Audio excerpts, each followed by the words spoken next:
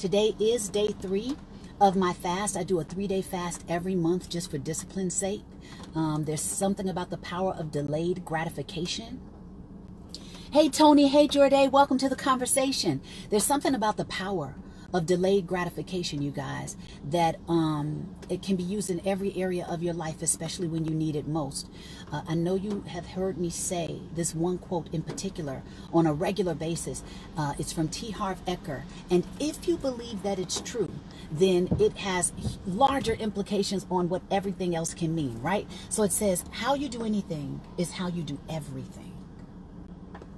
If that's true, then if I am able to delay gratification in this area of my life, I probably can delay gratification in another area of my life.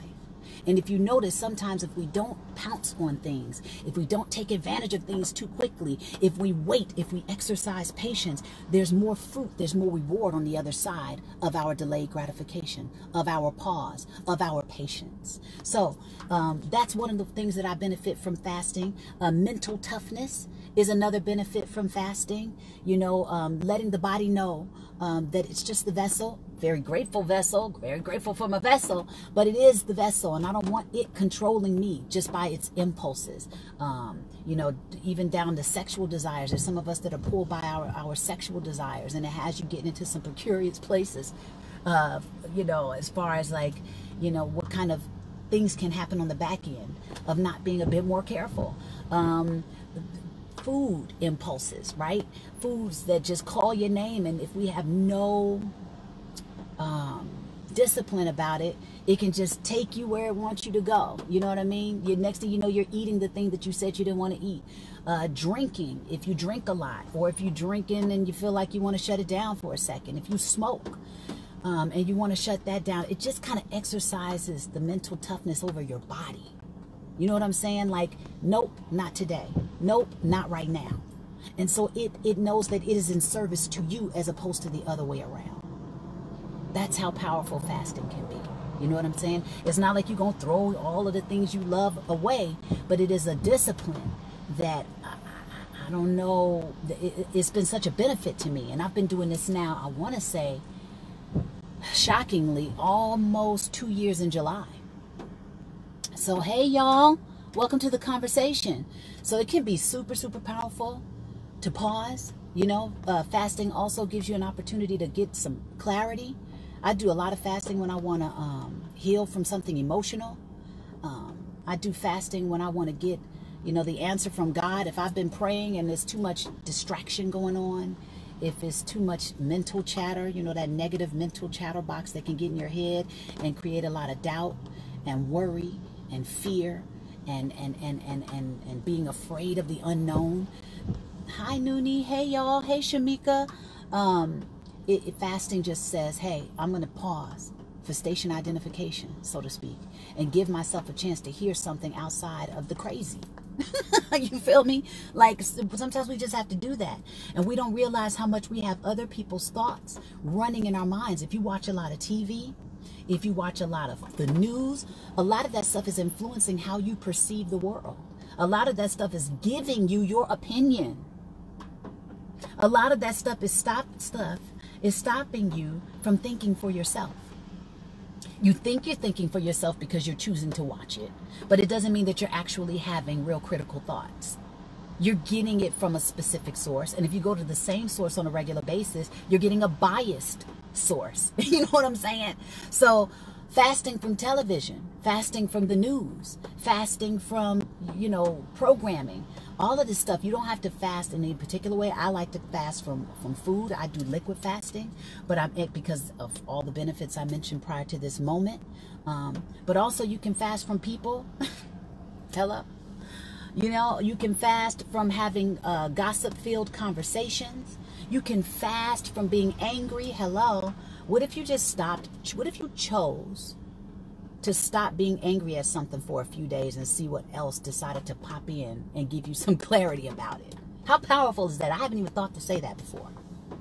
What if we just chose to stop being angry for like a day or two? Fast from the anger and see what other thoughts, what other emotions, what other insight decides to pop in because you decide to pause from being angry.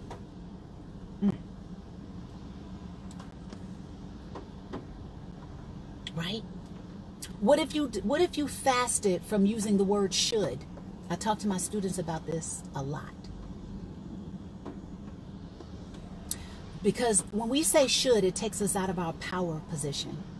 Do you notice when you say should, it's like you got to do something or you were supposed to do something. It may be built on someone else's expectation of you, but it has nothing to do with your own power to say I will or I won't, I do or I don't. So if you just took should out of your vocabulary, how would your language change? And then would you feel more empowered in that moment because you know that you're making the decision to do or don't, will or won't? Not because you should or somebody else thinks you should. Oh, you think you should because of some past conditioning. No, just right now, I will or I won't, I do or I don't. Doesn't that keep you in your power position? And it makes you more present to make a real choice in the moment? Like you're not basing it on someone or something else. You're choosing to align with it or not. Shout out to TT. Let me see what y'all are saying. Welcome to the conversation, everybody. This is Morning Talks with Ro.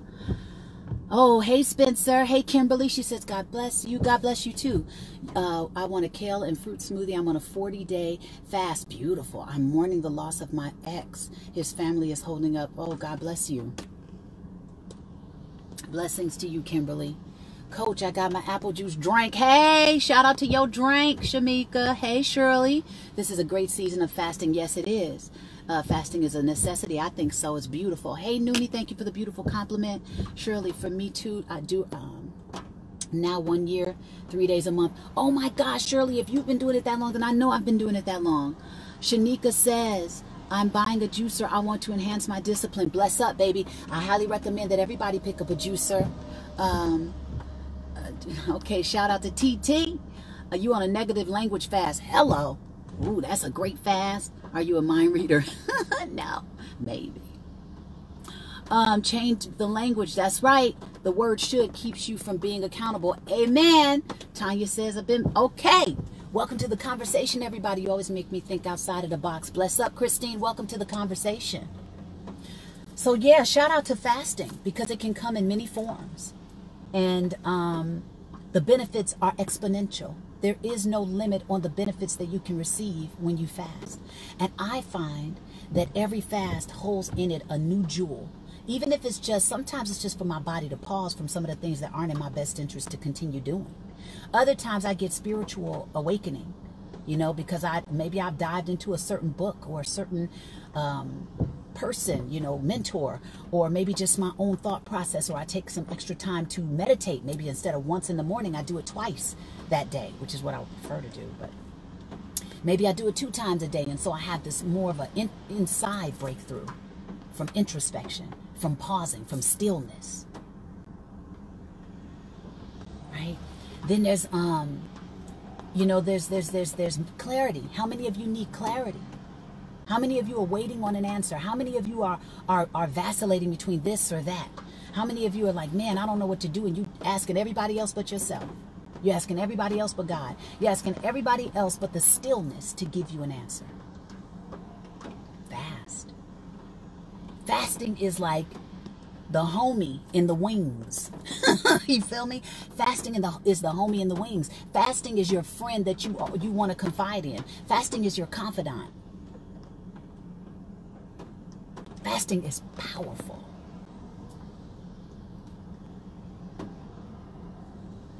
I love it. Bless up to you, Shamika. Good job. So do you have any questions of me out there, you guys, that you would like to talk about? Otherwise, I'm gonna throw a little nugget on what they say, put a little shrimp on the Barbie, throw a little nugget into our conversation to speak about possibly the power of forgiveness and letting something go. The power of doing the inside work and not waiting for someone or something else outside of you, a situation even, outside of you to change before you decide to change on the inside. Because some of us don't have the privilege of having the person or thing to change in order for us to take our power back and to be happy and to find happiness in this life.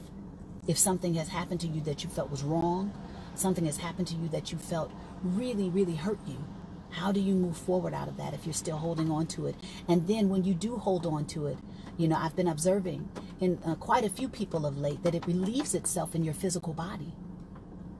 A lot of the times, if you carry too much resentment, if you carry too much unforgiveness, if you carry too much grudge, if you may feel justified in it, and you'd be surprised how many of us are addicted to drama because it gives you a charge, and even something that gives you a charge from negative stimuli. If it makes you feel more alive, it's still something you may gravitate towards, even though it's negatively impacting your life. So we got to be careful because it can be tricky like that. Our ego can be tricky like that. And we'd be holding on to something like that, and it's just taking all your joy, holding on to it, and it's just relieving itself in your physical body, and then you got something else to complain about. Whoop, vicious cycle.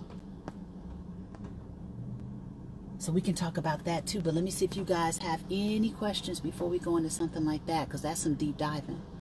Let's see.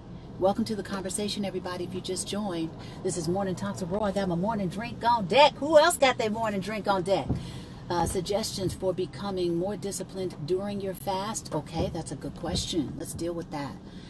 Okay, suggestions for becoming more disciplined during your fast.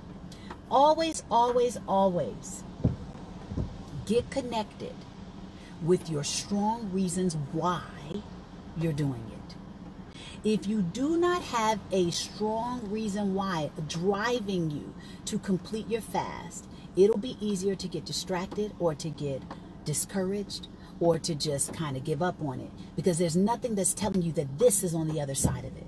And it could either be associated with a ton of pleasure, or it could be associated with a ton of pain. So for example, you may say, if I don't complete my fast, on the other side of this is the fact that I failed yet again from following through. That may make you feel like a failure. You don't want to feel like that again. Make sure that the reasons are strong enough that it pushes you to do what you said you want to do. If you don't want to feel like a failure yet again, right, because you didn't follow through yet again, you may be willing to push through because you're tired of feeling like a failure like that. That's the pain on the other side of not completing a fast. Pleasure on the other side, and you can find all kinds of pain, right? Find it. You may say it may be yet another time that I didn't do what I needed to do to lose the weight. Maybe it's going to be a fast to jumpstart losing some weight that you've been wanting to lose forever, right? But you didn't follow through again. No, you're not going to do that to yourself again, right? Or some pleasure that could be on the other side of completing your fast is that, yes, finally I finished something I said I was going to do. Finally. And then when you complete one successful thing, that gives you the fuel to complete yet another successful thing. This stuff, it pushes us. It gives the domino effect. It gives you more energy, more support, more belief that you can do the next thing. Another pleasure that could be on the other side of completing your fast. Maybe it's that, maybe if you're in the fasting group, you inspire everybody else around you because they see that you did it. Or they see your walk, they see your journey. Maybe there's a transformation, body transformation, mental transformation, spiritual transformation on the other side of your fast, that if you don't do it, you won't get the gift of having it. So always strengthen your why. That's a huge, huge tool that everybody can use in anything that you want to complete in life. Have a very strong reason why you're doing it, or you probably won't complete it. Right? And then maybe another tip for completing your fast is to surround yourself with others who are doing something similar. Surround yourself with others who have done it before and can, be a supportive wind at your back. Surround yourself with mentors. If you don't have anybody around you in the physical world that you feel can assist you, go and find your mentors. We live in the information age. Access your YouTube channel or any other video streaming service and do a search on motivation, or a search on completing fasting, or a search on people or fasters. Just whatever you want that's going to support you and empower you with this. And then watch those people tell you things that keep you motivated, keep you inspired, push you to continue to keep going. So those are some tips. Let's